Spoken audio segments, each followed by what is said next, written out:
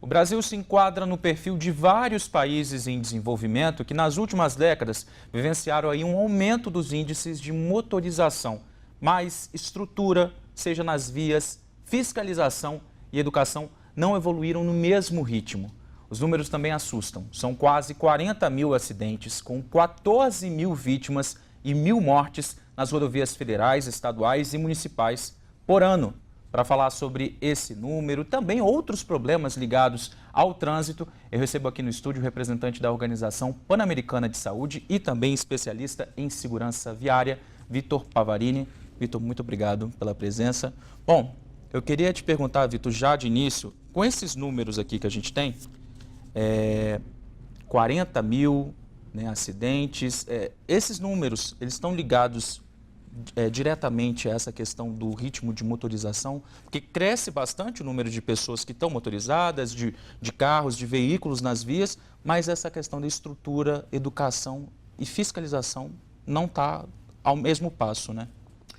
Exatamente. Eu não dou uma coisa em relação aos números, e você deu um dado sobre as nossas rodovias aqui, né? Vamos lembrar que aqui no Brasil a gente tem também cerca de 40 mil mortos, por volta disso, mais ou menos, pelos dados oficiais do Ministério da Saúde, né? E lembrar que o número de feridos, quem sobrevive a isso, é muito maior. Daí esse impacto grande que a gente tem no setor de saúde.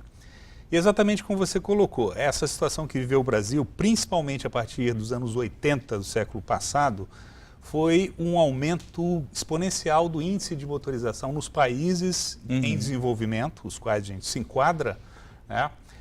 Sem um equivalente nível de infraestrutura, tanto a infraestrutura física viária, quanto fiscalização, comunicação e educação no mesmo nível. Entendi. Mesmo, você falou dessa questão, já desde a década de 80, outros países já estão se adaptando a isso, né? Certo? Como é que eles estão fazendo isso? Há, obviamente, diferenças a depender do nível de renda dos países e diferenças regionais. Uma das formas que a gente tem de se adaptar a isso é não se esquecer da importância do investimento, além de infraestrutura viária, educação, engenharia e fiscalização, no entendimento da questão do trânsito dentro de um contexto mais amplo da mobilidade de maneira geral, seja das políticas de transporte. Muito isso desse aumento da motorização tem uma relação muito clara com o desmonte que a gente teve do setor de transporte público, né? Com esse incentivo que a gente teve ao transporte individual motorizado, né? E, obviamente, as consequências que isso traz, principalmente em países em desenvolvimento. Entendi. No caso, então, o transporte público é uma alternativa para tentar diminuir esses números de acidentes, já que a gente não tem uma relação tão direta de crescimento de motorização e de estrutura, seria o ideal. Transporte público de melhor qualidade. Sem dúvida. Uma das medidas que a gente tem, obviamente, eu repito, há que se fazer investimentos na questão da engenharia, na infraestrutura, principalmente para os segmentos mais vulneráveis da população, ciclistas, motociclistas e pedestres principalmente, né? A fiscalização, rigor na fiscalização, na educação, na legislação de maneira geral. Mas, sem dúvida, a gente ter um olhar mais macro para o tema da segurança viária, uma migração modal que a gente tenha para esses meios menos perigosos, o transporte coletivo é um deles, comprovadamente, é algo que ajuda, com certeza, na redução das consequências na mortalidade no trânsito que a gente tem no país. Você trabalha muito com os números e dados globais, né? Existe um case de sucesso que é na Colômbia, não é isso? Em Medellín? Medellín é um caso muito interessante para a gente pegar alguma coisa da nossa região aqui, da Organização Pan-Americana da Saúde, que foi um caso de sucesso em que se trabalhou não só a questão de transporte, mas de desenvolvimento social.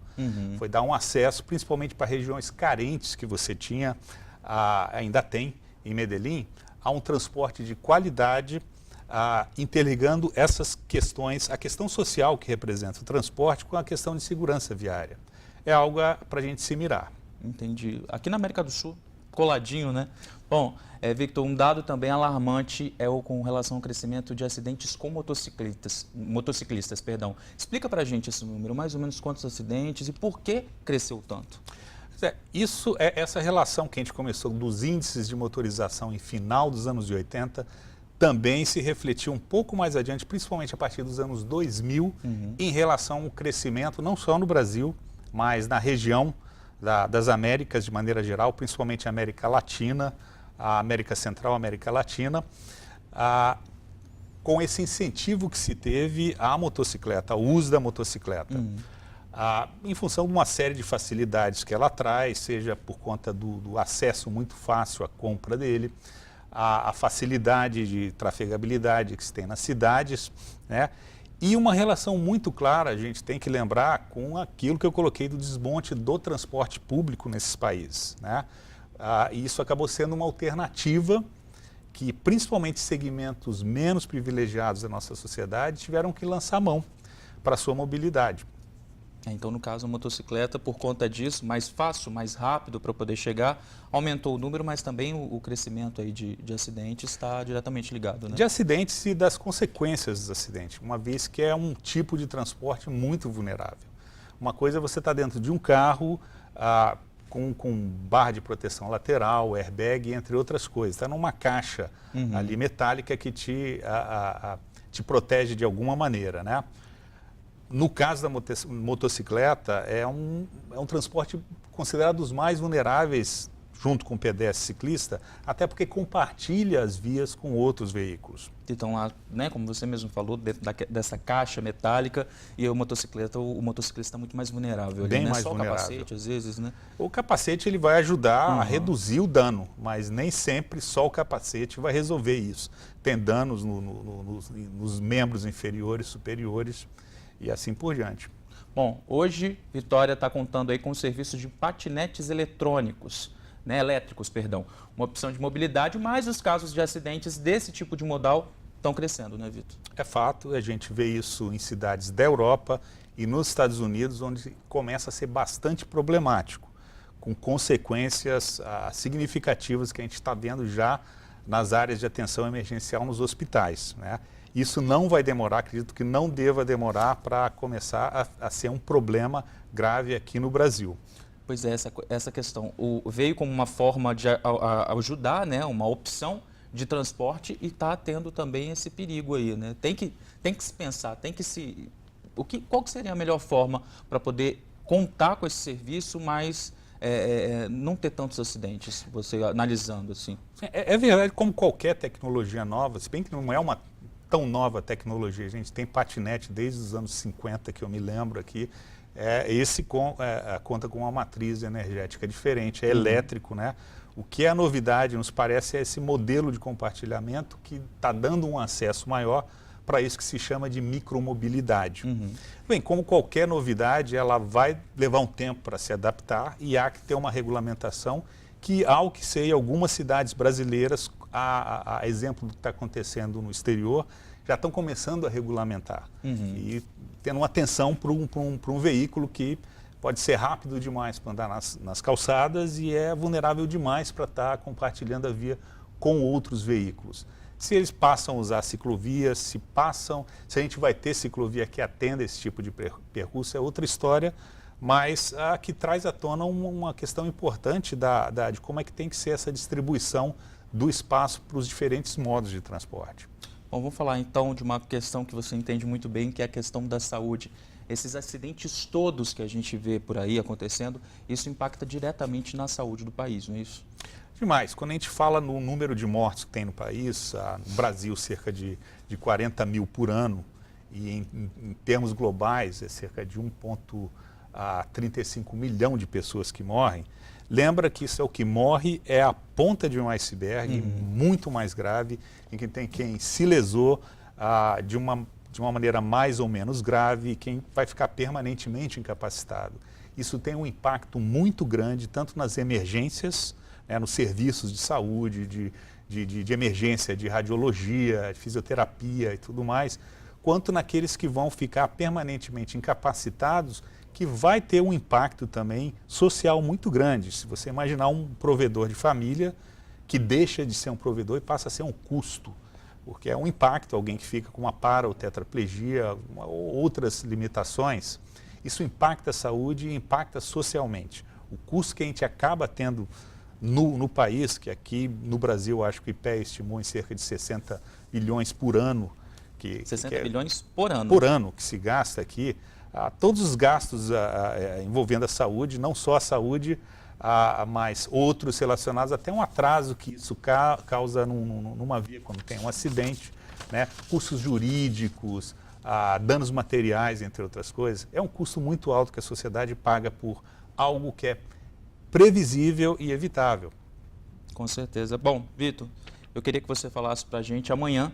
O Vitor vai estar no 2º seminário de segurança de trânsito aqui na capital. E eu queria que você falasse um pouquinho. A gente está no Maio Amarelo, tem esse seminário. Qual a importância de se discutir, de se debater o trânsito nos dias de hoje? Como se colocou já em 2004, quando a OMS começou a se envolver de uma forma mais aprofundada com a temática de segurança viária, foi colocado, principalmente pelos idealizadores da Visão Zero, que cada país vai ter um número de mortes no trânsito que estiver disposto a aceitar. E é uma questão para a gente refletir aqui. Quantas mortes a gente está disposto a aceitar no país? A gente quer ainda continuar vivendo com cerca de 40 mil mortos por ano para uma coisa que é previsível, que é evitável.